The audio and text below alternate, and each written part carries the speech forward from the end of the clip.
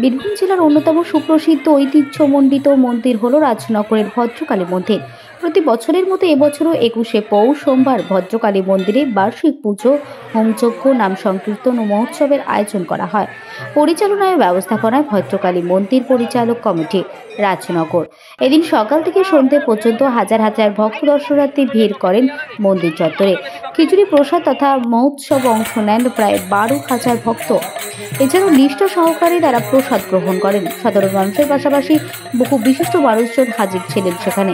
এদিন সেখানে উপস্থিত ছিলেন রাজনগরের বিডিও, পঞ্চায়েত সমিতির পূর্ত কর্মাধ্যক্ষ, বিএমওএইচ সহ অন্যান্যরা। মিডিয়ার সামনে প্রতিক্রিয়া জানান মন্দির কমিটির তরফে আনন্দমোহন নন্দী, পাশাপাশি ছিলেন কমিটির সেক্রেটারি গদাধর প্রসাদ লালও। বীরভূমের রাজনগরের ভদ্রকালী মন্দির প্রাঙ্গণ থেকে মোহাম্মদ শফিউল আলমের report, smile India news Bangla. বিগত কয়েক বছর ধরে নির্দিষ্ট দিন প্রতি বছর 21শে পৌষ শ্রী ভদ্রকালী মায়ের যে বিশেষ পূজা ও হোমযজ্ঞ এবং তার সাথে একটা মহোৎসবের আয়োজন করা হয়।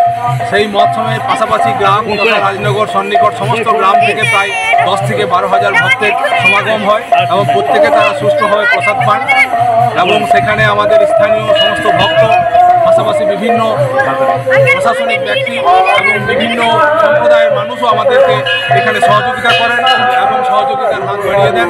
হ্যাঁ, আনুমানিক কতজন ভক্ত আজকে আসতে পারেন বলে অনুমান করছেন? মোটামুটি 10 থেকে 12,000 ভক্তের সমাগম হয়।